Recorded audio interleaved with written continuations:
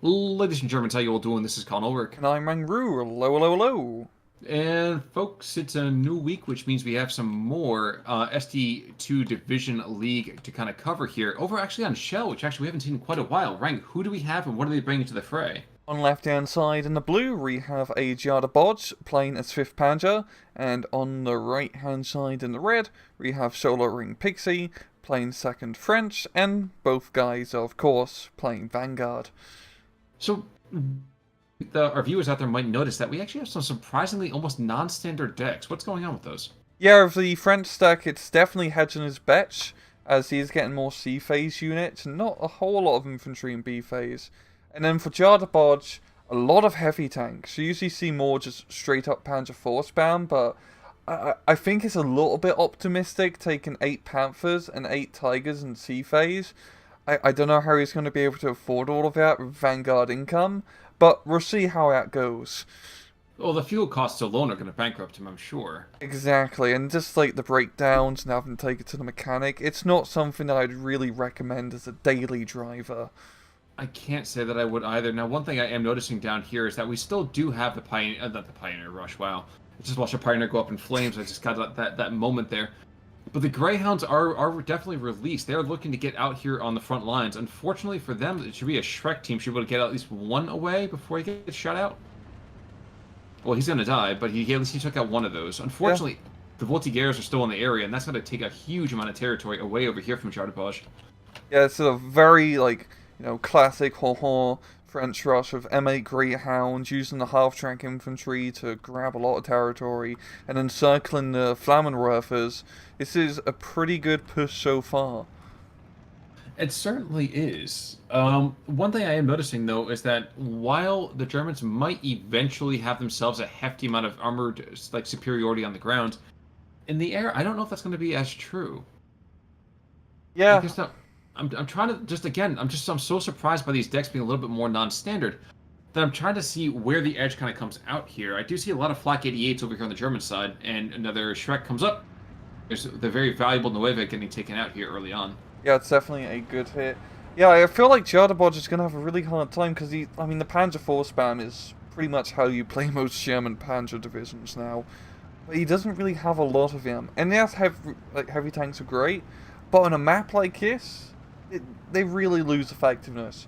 And as of course, the French deck only has a C phase 76 mils. It's really just 75 mils and 6-pounders throughout A and B. So not a whole lot of heavy AT, but it's enough to deal with the Panzer Force. Just the Tigers will be a bit of Quick issue. thing, down to the south, we're gonna have an ambush. Whoa! And it's a very successful ambush. That bazooka team, he actually might even escape with his life. Yeah, he dodges behind the building to reload. Gets the second. Great micro here from Pixy. Oh man, and you know what? Those SDKFs at the 259s, those things are very valuable. He's taking out 3 vehicles. Jimenez is a god. Dude, just pull back. Oh my gosh. Here go. Oh, let's say watch fire. She was the 4th one. That man has had the best points to death ratio, I think, overall. That was a fantastic there. Yeah, that was really bloody effective. Like, knocking out 3 vehicles like that, that's really going to slow down Jardaboj. But yeah, like you're saying with Recon, he only has 5 Recon units. Or, yeah, 5 of those Recon half-tracks in his A phase. And he doesn't get any more Recon until C phase. So he's going to be pretty blind as a bat if he keeps losing these guys. I am mildly amused, though, that we have this Greyhounds that are being put behind the lines, and there's... Oh, no. Shoot! Shoot the Jeep! Nope, too late. There we go. Oh my gosh, we're having ourselves like a purely Jurassic Park moment where it's like, shoot! It's not happening. It's not happening fast enough. And the Germans are paying the price, wow. Yeah, this is not going too well for Jardaboj. He's already down on a +2, 9 flags to his advantage. He's slowly starting to push back down south, and I feel like he can get back his territory, as though the gears are not really as scary as they do like anti-tank. So just a little bit of, easier SS trooping to hold the territory, and the Panzers to Panzer array, he should be able to reclaim a good chunk of his southern side. That might be true, but we are going to steal... Oh my gosh, I said the half-track's getting super gutsy, and he's going to try to go and get a Forza A. a surrender, and that half track he burned rather brightly. Mm-hmm. Especially when he got blown up. Exactly, exactly. He's a leaf on the wind. Watch how he flies. Um, One thing that's actually kind of surprising me too is that these anti-tank tabs are rather non-standard as well. Like we're really like this is so cool to me. To be seeing a late game martyr push, maybe we're seeing pretty much spamming out the 57 mils over here on the second Blinde. But these early Zook teams and these early Panzerschreck teams, these have been the most, I would say, important pieces so far in the battle. Yeah, they've definitely been quite useful, and this is actually, like, it's quite weird, I'd say, for Jardaboj to bring 2 cards of Panzerschreck teams. But on a map like this, yeah, you can it kind of works. I still think taking regular Pack 40s is better, but I can definitely see the use of Panzerschreck spam on Shell, because there's a lot of forest. And as we're seeing in, like, this northern middle position, as the Panzerschreck here could probably knock out Greyhound or Half-Track or 2 if he gets line of sight. I'm trying to see if we're actually having him half forward. Oh no, he should definitely get a kill here. Yeah. And these ambush spots are just going to work really well. And also the Pack 36s. I mean, in close range in a map like this, you can actually use that Steel Granata to blow things up with heat efficiency. Am I missing? Am I blind? I don't see a Pack 36. Oh, it's one up north. All the way up north. Ah, okay. Yes, Yeah. you're absolutely right. Yep. They have the rocket grenades, which have bloody 800-meter range. I mean, it can kill an alliance too. That's how powerful they are. Now we are seeing, yes, it is a 16-8 right now, but I think we're seeing a bastion of just like sheer bloody-minded fascism over here in the south. It is getting chipped away at because of the 57 mils here. Mm-hmm. But there might potentially be a breakout associated here. I don't know. I'm back and forth. Yeah, in terms of the territory that Pixie's holding, like, it's up north, and it's only really of half-track. It's gonna eventually get... That spot will be popped in just a little bit. But Sure. Pixie still has... He has, like, some more decent momentum still, but I feel like it's gonna turn into Jardaboj's favour shortly, as he's starting to push through the centre position up the hill, and he is starting to make that push down south, so... I feel like his next few minutes are really going to be Jardaboj just making a push, and especially with bloody 3 Pack 36s being brought in the centre. That's a lot of packs. That's, hey man, it's a packed lunch. But one of the things that's kind of interesting here, though, too, is that we are seeing a surprising number of tanks, even from Pixie's side. He's got 3 cards with the Shermans, 3 cards of vetted Shermans. Yeah. So while we are going to see certainly Sherman spam later on, it kind of looks like really phase B from basically both sides here is that moment where they come out swinging, they're swinging for the fences, then they take phase B to kind of sit back and kind of relax for a second and say, wait, reassess, let's kind of go for it again. I'm kind of surprised. Are we going to see people start to bank points from Vanguard, or what do you think is going to happen over here in B? Oh no, it's really weird how both of them are like pretty light in B phase, and that's like, if you're playing Vanguard, you want to kind of go all in. I think it's just a hedge on your bet strategy where, you know, you can't really sacrifice A phase units for deck building availability. So your next thing is really to sacrifice B phase units. You can survive C phase if the match does go longer than 30 minutes. So it's just a safer way to play of the current meta of Vanguard spam. That's my take on it, at least. Certainly, definitely worthwhile hearing here. I'm also just kind of watching up to the north as... Is the Pioneer going to get... Oh, jeez. There's some really weird monkey business. Oh, Pioneer is charging a half-track. And I'm sorry, that should not actually not happen even remotely. That was really weird. I'm sorry, open top vehicle, that grenade should almost be an auto kill there. Yeah. Maybe it's just a dud. Yeah, that's entirely possible too. Oh. But it's just, I mean, I'm just zooming out here, Con, and looking at the map. Everything's just going on everywhere. And the map's just like, pushing back and forth on all flanks, really. And we're just about to exit out of A phase here. And it's pretty much back down to, a 13-11 now, with Jardaboj taking a flag lead. But I think that's about to change over here in the south. there's 2 Shermans, 2 57s, and a Greyhound. And there's not a lot of German equipment in the area. Yes, they're bringing in more Pak-36s, but the other Pak-36s are dreadfully out of position. Yeah. I mean, they're a good defensive position like Hill, but they can't really deal with these Shermans at the moment. And these Shermans are going to be a pain in the ass. Especially on a map like this, Shermans are going to work really well because you have those lovely stabilizers. You know, I always kind of thought that if we were going to go to a different part of the front, we wouldn't be worried of hearing about the stabilizers constantly anymore. But, you know, I knew I'd be wrong. I know, right? And even it's not even just because we like cast a lot of Russian front games. It's also because literally Russians have a lot of Shermans as well. Because I don't blame them. They're nice tanks. True. True. 1311 going the other direction here, though. So Jardaboj has been able to flip just enough territory. I want to say it's at this little pimple over here at the Sturm Pioneer, and that pimple is going to turn into quite an abscess.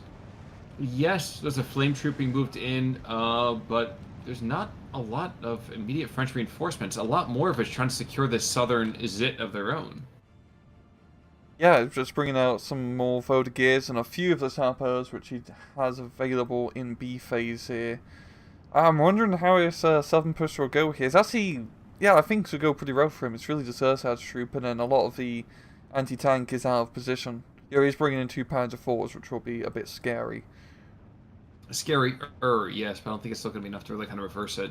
Yeah. Up to the north, we actually see a combat crew move in as well. 2 Sappers, 2 Voltigeurs. I think soloing Pixy is trying to draw the attention down to the south and then just make a quick push through to the north. That could work really well. I mean, here's a Flak 88, yeah. He has decent line of sight in the road. And there's also, we're seeing the first heavy tank, a Tiger being brought in up north as well, so... True. Yeah, I mean, the sappers do have bazookas, which is nice. And there's also a bazooka team, which is making a rather sneaky maneuver. We better keep our eye on him if he does anything drastic. In the meantime, we are seeing a couple of the tanks being taken out over here in the south for the French. And you're referring to the bazooka team, Araby over here, making that sneaky peeky push across the north? Yeah, but I mean, he's going to get a good line. If he moves up even further, he could get a good line of sight on that supply road and maybe snipe a tank or 2. It seems entirely likely and indeed even rather possible.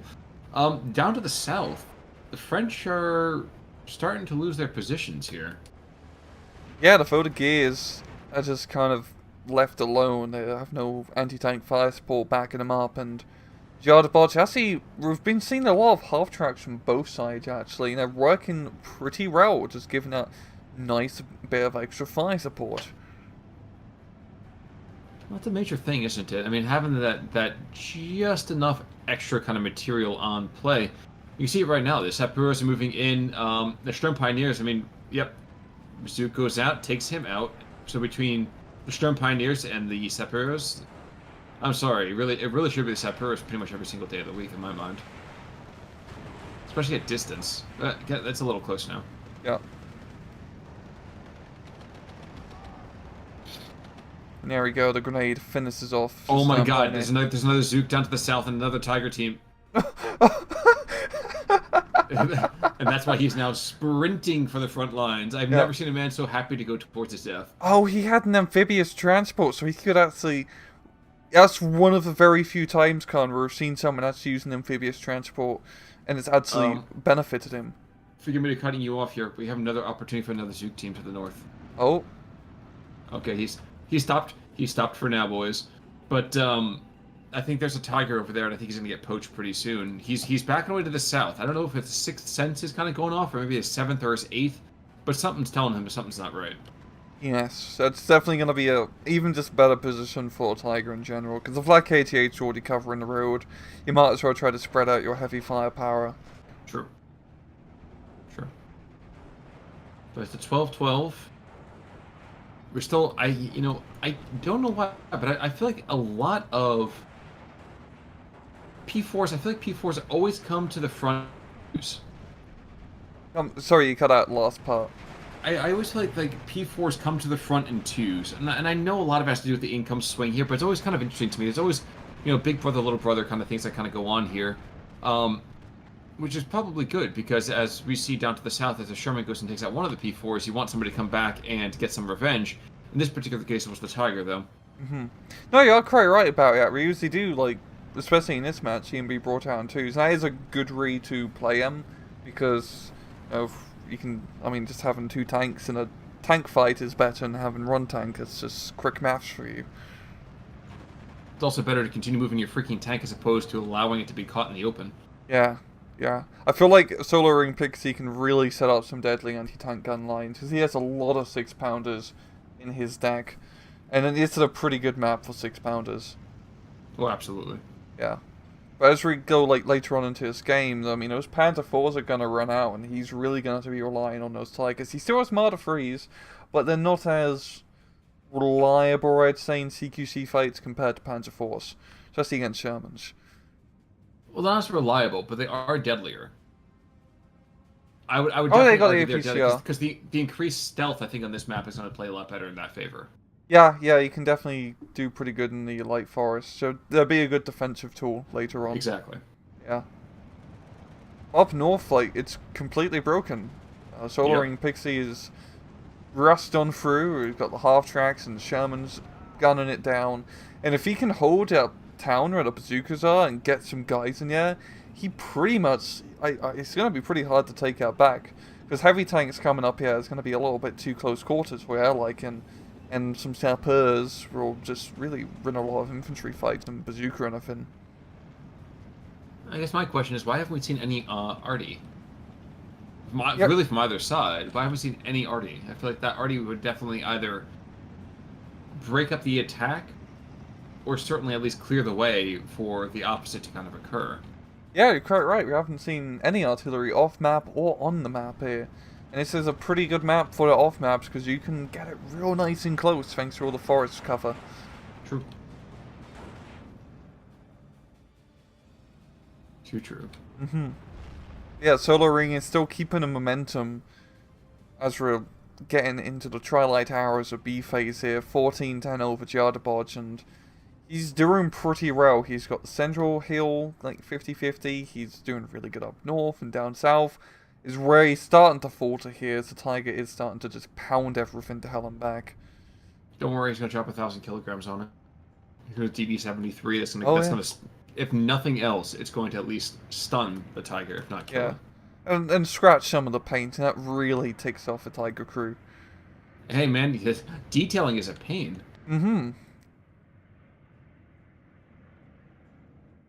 It forces them Team to fall down here. back. Still a Zook team. I know, and I hope he waits for the right time and doesn't blow up his Panzer Grenadiers. Reach for like a Tiger or a Panther to come by. I don't think that's going to happen, because he doesn't have them on hold fire. Well, I also think that a Tiger or Panther is going to be brought through here for quite a bit of time. There's another Tiger there already, so why invest the time and energy? Yeah. So. Kills one. He's not microing this, so he might get a second kill at least. He's going to. Yeah. Yep. Not bad still, actually. There he goes. He does the micro again. Does he get a third? Yep. Jeez. Honestly, at this point, Jardaboj might as well just off-map artillery at area or bazooka, so no one can do any more bazooka shenanigans. Like, how many, like, that's 1, 2, 3, 4, 5, 6 dead vehicles in that one piece of road. 7! Yes. Well, I think it's 7, because I think it was 2 tanks and there's a bunch of half-tracks. No, it's 3 Panzer IVs, 3 half-tracks, and an autocannon half-track. Which is ridiculous. That is a lot of dead stuff before it could even do anything of importance. So I'm watching over here, so the Focke-Wulf 190 going in after the Char B2, sorry, not B2. Sherman in the center, forcing him back. This is kind of interesting as well, because we have this infantry push that's happening on that kind of like southern escarpment. Gonna be able to push back the sapeurs. And the same way that the northern hillside is extremely valuable, this southern hillside is no less so. Unfortunately, they're going to get pounded into the dirt by the DB-73, so really well done. Nice counterpunch. Indeed, and yeah, the sappers moving down south. Might be able to retake his farmstead area. Just the problem, once again, really just comes down to the Tiger. But once you hit sea phase, he does have a trove of those 76mm Shermans available. And those are pretty good Tiger killers on a map like this. They certainly are. Yeah. They certainly are. But now we are into sea phase, so... Yep. First thing, of course, that we see is you see that Recon P4. Entirely necessary. His Recon, I think, has been probably the greatest flaw, or the greatest kind of downfall for him so far. Yeah, he's really lost all of it early on, as those autocannon half-tracks are pretty flimsy, especially if you're being quite aggressive with him. And honestly, you're pretty encouraged to be aggressive with Recon autocannons, because they're so nice to use. Indeed they are. Yeah, we're seeing those 76mm Shermans being brought in. Volkerov going to be doing some strafing runs, it seems, as Jardaboj is trying to regain a bit of pressure onto that northern hill. I want to watch as the hot boys down south. Literally, I think that the squad's name is Hot Boys. So I'm you know, maybe a cognate going on here, Okay, as they probably take out another 2 vehicles, and here comes the first one. Jardaboj must realize this. Is he... Dude. Oh my god, man. He's not gonna get him in time. He's not gonna get him in time. The cover's too much. Well, he unloads at least, so he's not going to lose the Panda Grenadiers, and he can at least kill the bazooka, but still. Who cares if he lost the P-Greds at this point? Dude, he's dropped an entire platoon of half-tracks and then some. I know. The bazooka has had the fortunate problem of running out of ammunition, which is a good problem to have for the person controlling them. Probably not so much for the bazooka squads themselves. They probably wish they had a few more rockets, but that's not their problem anymore. I would say they're sleeping with the fishes, but I don't think we're anywhere near the water other than that one little rinky-dink creek. Mm-hmm.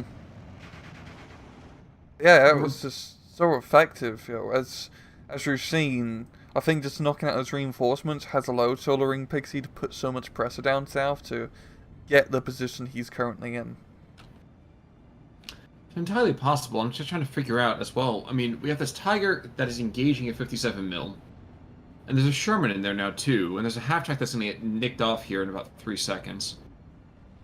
Oh wow, they actually shot for the thing that makes more sense first. That's a surprising decision here. I know, right? Auto-targeting actually doing its job. At the same time, what's that Greyhound? Greyhound moving in, I think it's more of just like me running at you with my fist saying I'm going to hit you. Yeah. Yeah. But yeah, if his southern push, Jardaboj should be able to regain a bit of territory here. I mean, there's still a lot of 57mm cannons. I was waiting when you were going to correct yourself. I was either going to be, the comments are going to eviscerate you, or I was. But yep. you know, out of respect, you know. I caught myself before I made the fatal error. Yeah. Look at the north though too. We actually have some. Okay, never mind. I thought we were going to say we had a 14-10 going on here, but that has very quickly solved itself. Mm-hmm. Even though Jardaboj has essentially been losing slowly this entire match, it has felt pretty even Stevens. Like, Jardaboj has been, you know, hitting hard in the areas, you know, almost direct counts. But Solar Ring Pixie's just been putting on just enough pressure, really, and also just very good bazooka play to, you know, slow down the Panzers and Panzer Grenadiers. Absolutely. But one thing to remember is that both of these guys actually built for a sea phase. Yeah, they have. I mean, we got the sea phase volunteers, which is a ridiculous 32 guys in a single card, and then that's not bad at all, because you know it's 6-man SMGs and then 6 carbines. That's like pretty good firepower. No, 3 and 8, 381. 381. Yep. So three stens. The 3 stens I'm looking at it right now. So 3 stens, the 8 carbines, and we have the FM 2024. Oh, okay. Okay, it's a little bit different. Yeah. Oh, they have a machine gun. Yes, which gives them a little bit of firepower, but the FM 24, there's like no ammo on it in the first place. So if nothing else, they have a nice stopgap measure to kind of hold onto the territory long enough for maybe for the Germans to lose. The problem with that is the Germans are bringing in what 36, 48. They're bringing almost 60% of their infantry in the sea phase, which is just bonkers. Because usually it's like, oh, I want to throw in one card at the end. No, this is a C phase deck with a phase income, which is just the really, really weird part about this. Yeah, usually when you see it, you just take one Panzer Grenadier card unvetted, just so you could throw it in availability rise as it's cheap, and then you can focus a bit more with your availability in A and B phase infantry. So it's interesting to see how it goes, because he has actually got more vetted Panzer Grenadiers in C phase, which, I mean, it's not a bad idea. I think you can still do pretty good with 18 Panzer Grenadiers. It's just, we'll see how it goes. I'm still really curious at how the hell he's going to use Oil's heavy tanks. Because he's got like a Panther out right now, he's got a Tiger being brought in. I mean, they're very powerful tanks, don't get me wrong. But on this sort of map, and only your tank force from here on out essentially being heavies, we'll have to see if it works. We certainly will, but it's developing rather well. This attack line is coming really, really well actually down to the south. Volunteers, okay. One thing about the Volunteers, it's great to get 32 of them, but they don't have the firepower to stop a concerted tank push because they have no anti-tank. They do not. They're really just here to buy time in an infantry fight. And they're good at close quarters. Against these Panda Grenadiers and CQC, they can definitely beat them out, which is quite nice. True. Yeah. True, but the southern flank is looking rather slim here. Yeah, oh god, everything has just disappeared here from the French side. It just went poof. They kind of said au revoir. Yeah. Yeah, but they'll always have Paris. That's true. Or I could say forget Paris, but that's a completely different movie. We don't have time for that. And to the north, actually, let's take a quick look at that Tiger that's up to the north, dueling with a couple of Shermans. And of course, the Sherman's like, dude, I want no piece of that, 'cause I need 4 of me to take out a Tiger. Mm-hmm. And there's only a third one over here. Oh, there's a fourth one coming in, so they might have a chance now, or else they might be in their own death trap. Yeah, they figured out the Sherman to Tiger ratio, soloing Pixy here. He knows what's up. Yeah, exactly. The historical accuracy of the effectiveness of Tiger tanks. And for Panthers, it's like 13 to 1, so he's going to need more Shermans. Either that, or he's been to a university frat party. Outside of that, Volunteers are just winning through by a weight of numbers and taking out this Peace down to the south and seizing this eastern part of this hillside. But, and this is very lucky for the Tiger, they can't pick up the P-Shrek, otherwise that Tiger would probably want to go back to the motor pool pretty quickly. Yes. Yeah, it would definitely be rather unadvantageous for the Tiger. It'd be actually pretty crazy if you could actually use captured equipment like in Company of Heroes. I'm not saying it's a good idea, it'd be a terrible balance idea. But I was always such an enjoyable thing about playing like Company of Heroes or Men of War, is, oh, that's a nice anti-tank gun you have, yeah? I think I'll treat myself to it once I kill your guy's man on it, if that's okay. I hope you don't mind, thank you. See, I'd only want to do that for just bailed out vehicles, because that, for me, kind of makes sense. Like, bring the other... How much Boita stuff are we looking at in these divisions? Come on. I want to stress out a Panther so much, so I can force the crew to bail out, so I can put my British guys in it and have a Boita Panther, and then confuse the hell out of the Germans. There we go. Exactly. You can move them behind the lines, it comes up as their color, and you can just capture them. That's cool. So it's like a game of chess. Yes. Yes. Yes. Yeah. Battle chess with 88s. Oh. And we can see right now down to the south that, yes, desperately these Volunteers are trying to hold the line until these M4A3s can move in. But the 76 up guns, oh no, never mind. The DB73s will keep things under control. Yeah, or they'll kill the property values. Yes, sir. Oh, here comes the DBs, and it's going to be a lot of kabooms. I don't think it's going to be... They're missing. Yeah, it's a bit unfortunate, yeah, as the target has decided to move to avoid heavy firepower. But with how things are developing, it seems like Jardaboj is really starting to get the momentum now. He's pushing all the way through the center and down south. While soloing Pixy, he's really just relying on the Volunteers and a few anti-tanks here and there. But still, I mean, it's 9:15. I mean, Jardaboj is going to lose very quickly unless he starts getting flags and getting them right bloody now. That is certainly true. Biggest issue is that there's still so many of those stinking Shermans up to the north. There's 2 Shermans still alive. I know this doesn't seem like a whole lot right now, but that's 2 more Shermans than he really wants to deal with, and there's still at 76 behind the front lines. Mm-hmm. And when you have to do the creep, that's not a particularly great place to be. Yeah. I feel like Solo Ring, he just needs to hold what he has right now and he just needs to buy time. He can do that because he has a lot of like French bodies he can just throw into the battlefield like it's Verdun to slow down the German push. Oh, absolutely. Yeah. But oh no, Jardaboj is also pushing up north here as well. He really just needs to capture some flags. He's so close to capturing a few at least, especially in the central position.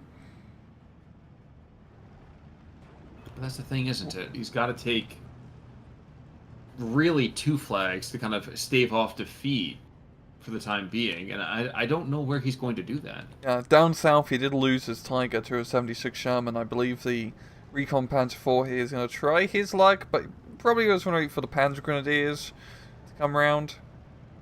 Well, and to the north, that push is completely now stillborn. Yeah. The 57 mil took out both.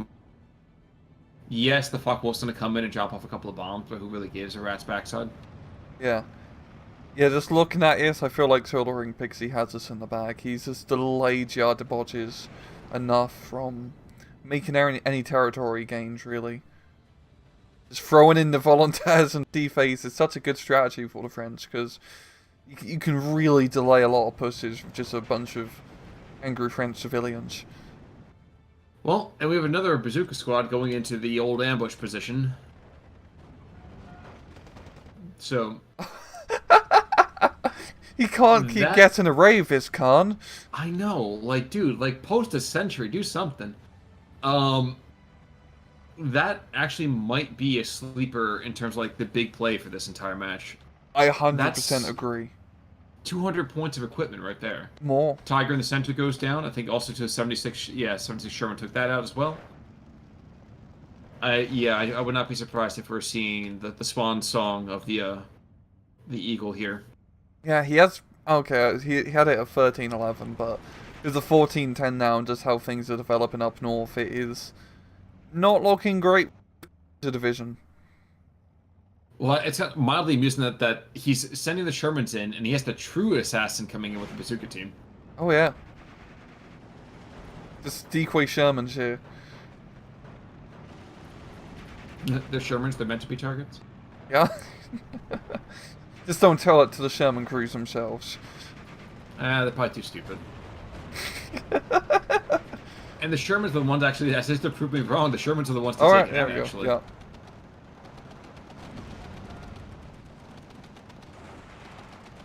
And one last little FU, I think, is happening down to the south. 3, 2, 1. Can't keep doing this, Solo Ring. Honestly, this is the best use of amphibious transports or amphibious vehicles we've seen in a long time. It really is. Because he wouldn't be able to do that if he didn't have the amphibious trait to go across the southern flank here.